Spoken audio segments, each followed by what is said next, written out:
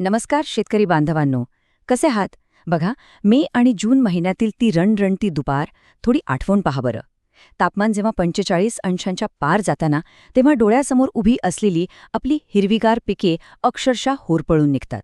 पानांचा रंग बदलतो, कळ्या कोमेजतात आणि फळं तयार होण्याआधीच गळून पडतात.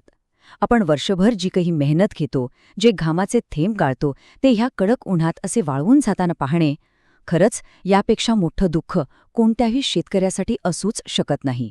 मित्रांनो, ही कोणतीही साधी अडचण नाहीये, तर हा निसर्गाचा आपल्या पिकांवर झालेला एक अत्यंत गंभीर आणि थेट हल्ला आहे. पण थांबा, अजिबात घाबरून जाण्याचं कारण नाही.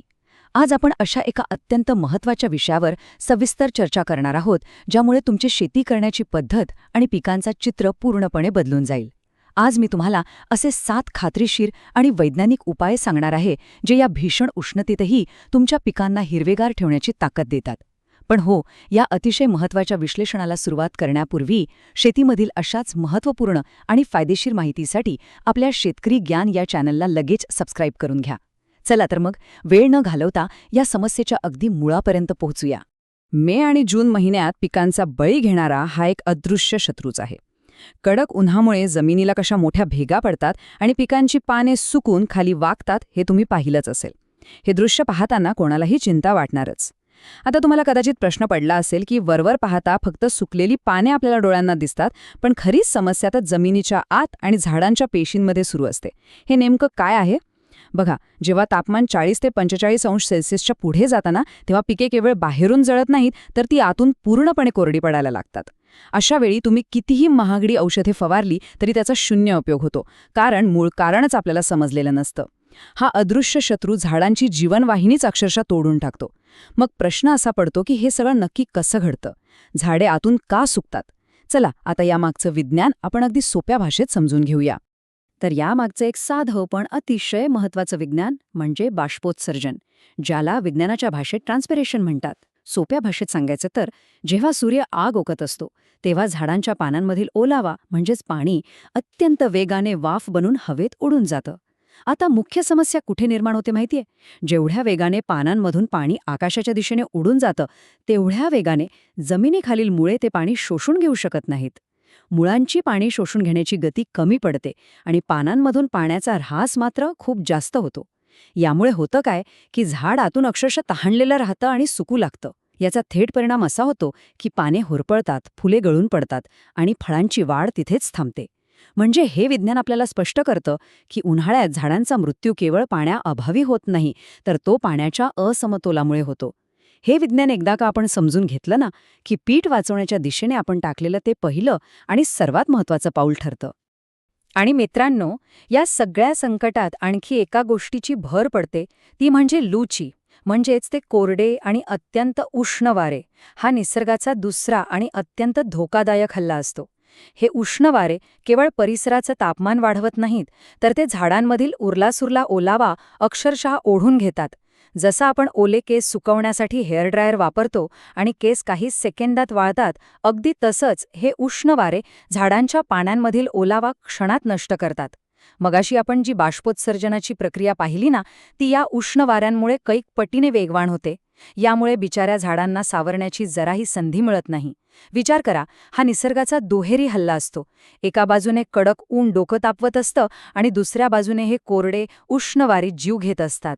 म्हणूनच या भयंकर संकटाचा सामना करण्यासाठी आपल्याला काही ठोस आणि खात्रीशीर उपायांची नितांत गरज असते. तर या भयानक परिस्थितीपुढे अजिबात हार न मानता आपण आता ते 7 पक्के आणि खात्रीशीर उपाय पाहणार आहोत. सुरुवात करूया पहिल्या उपायापासून, सिंचन आणि ओलावा व्यवस्थापन. आता इथं थोडं बारकाईनं लक्ष द्या, कारण शेतीमध्ये आपल्याकडून होणारी ही सर्वात मोठी आणि घातक चूक असू शकते. ती म्हणजे भर दुपारी पिकांना पाणी देणं. हो, दुपारी पाणी दिल्याने अत्यंत भयंकर परिणाम होतात. कडक उन्हात माती अक्षरशः तव्यासारखी तापलेली असते. अशा वेळी जेव्हा आपण पिकाला पाणी देतो, तेव्हा ते पाणी मातीच्या संपर्कात येऊन लगेच गरम होतं आणि या उकळत्या पाण्यामुळे झाडांची नाजूक मुळं अक्षरशः उकळून निघतात आणि कुजू लागतात. हे टाळण्यासाठी वैज्ञानिकदृष्ट्या योग्य पद्धत कोणती? तर ती म्हणजे संध्याकाळी किंवा रात्रीच्या वेळी पाणी देणे. रात्रीच्या वेळी माती मस्त थंड झालेली असते, त्यामुळे पाणी जमिनीत खोलवर मुरतं आणि मुळांना रात्रभर शांतता आणि ओलावा मिळतो. यामुळे होतं काय की दुसऱ्या दिवशीची कडक उष्णता सहन करण्यासाठी झाडं पूर्णपणे तयार असतात. आणि यातच मी तुम्हाला एक अत्यंत महत्त्वाची टिप देतो. जर तुमच्याकडे सिंचनासाठी स्प्रिंकलरची सोय असेल तर भर दुपारी फक्त 15 ते 20 मिनिटांसाठी स्प्रिंकलर चालू करा. याने शेतातील तापमान लगेच 4 ते 5 अंशांनी खाली येतं आणि तापलेल्या पिकांना एक मोठा दिलासा मिळतो. आता बघूया आणखी एक भारी उपाय, आच्छादन किंवा ज्याला आपण मल्चिंग म्हणतो. हा एक अत्यंत स्वस्त आणि जालीम उपाय आहे. बघा, उन्हाळ्यात जमिनीतील ओलावा सर्वात वेगाने उडून जातो. यावर उत्तम उपाय म्हणजे जमिनीला झाकून ठेवणं. यासाठी तुम्ही गव्हाचे काड, भाताचा पेंढा, सुकलेला पालापाचोळा किंवा बाजारात मिळणाऱ्या प्लास्टिक मल्चिंग पेपरचा वापर सहज करू शकता. मल्चिंगमुळे फायदा काय होतो तर माती थंड राहते, सूर्याची थेट किरणे जमिनीवर न पडल्यामुळे बाष्पीभवन कमी होतं आणि ओलावा जास्त काळ टिकून राहतो. आणि सर्वात महत्त्वाची गोष्ट म्हणजे यामुळे जमिनीतील आपली मित्र गांडुळे आणि उपयुक्त सूक्ष्मजीव जिवंत राहतात, जे मातीची सुपीकता वाढवण्याचं अत्यंत महत्त्वाचं काम करतात. विशेषतः जर तुम्ही टोमॅटो, मिरची किंवा कलिंगड यांसारखी पिके घेत असाल तर हा मल्चिंगचा उपाय तुमच्या पिकांसाठी एखाद्या संजीवनीपेक्षा नक्कीच कमी नाहीये. चला, आता वळूया दुसऱ्या अत्यंत महत्त्वाच्या विभागाकडे, सुरक्षेचा थर आणि खतांचा योग्य समतोल कसा राखायचा, म्हणजेच हवा आणि रसायनांचे व्यवस्थापन. मघाशी आपण लू म्हणजेच उष्ण वाऱ्यांबद्दल बोललो, बरोबर? तर या उष्ण वाऱ्यांपासून बचाव करण्याची एक अतिशय भारी आणि नैसर्गिक पद्धत म्हणजे हिरवी भिंत उभारणे. हे कसं करायचं तर शेताच्या चारही बाजूंनी आपल्या मुख्य पिकाच्या भोवती मका, ज्वारी किंवा बाजरीच्या 3 ते 4 ओळी दाट लावून एक उंच सीमारेषा तयार करायची. या उंच वाढणाऱ्या पिकांमुळे शेताभोवती एक नैसर्गिक भिंतच तयार होते.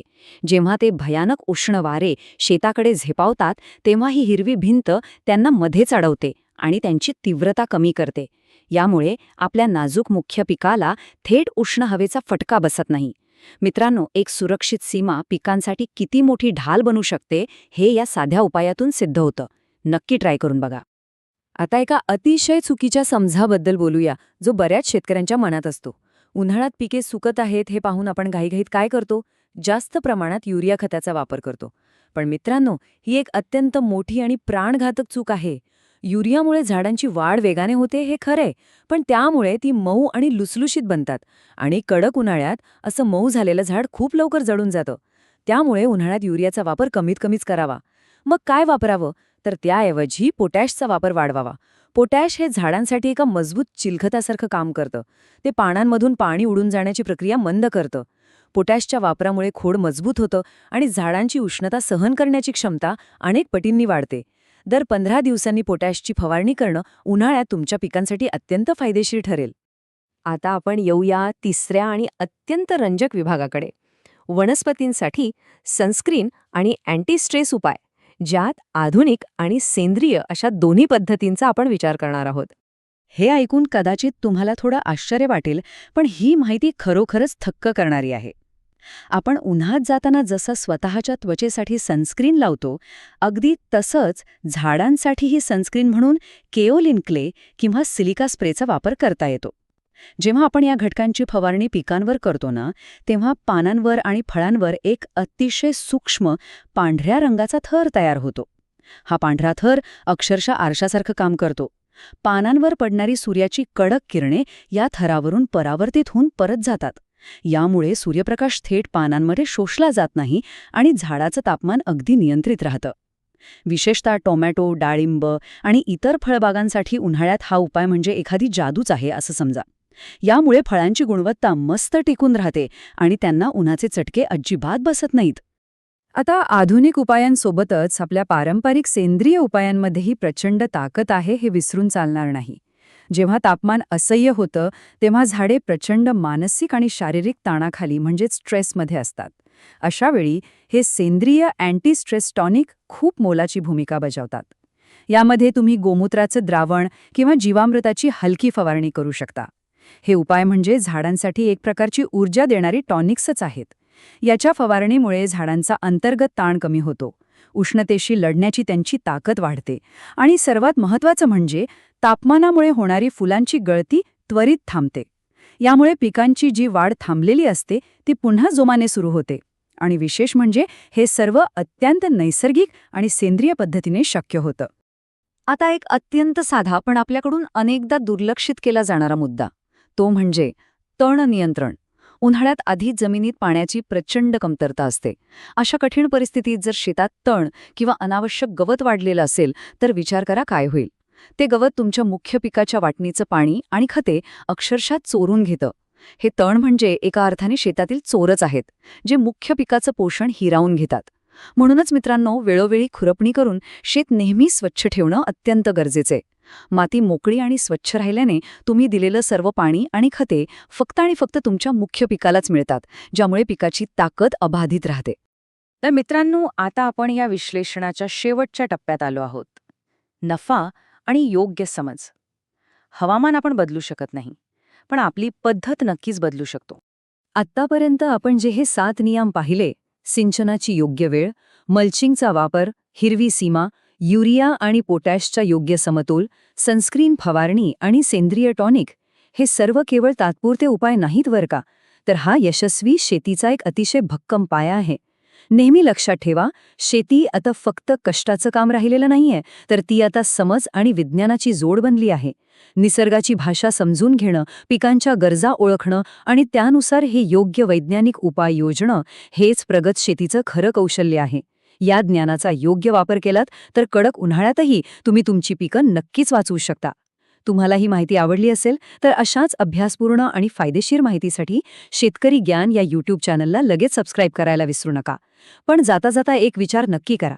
निसर्ग तर वेगाने बदलत चाललाय, पण आपण आपली शेती करण्याची पारंपरिक पद्धत बदलण्यास खरंच तयार आहोत का? विचार नक्की करा. धन्यवाद.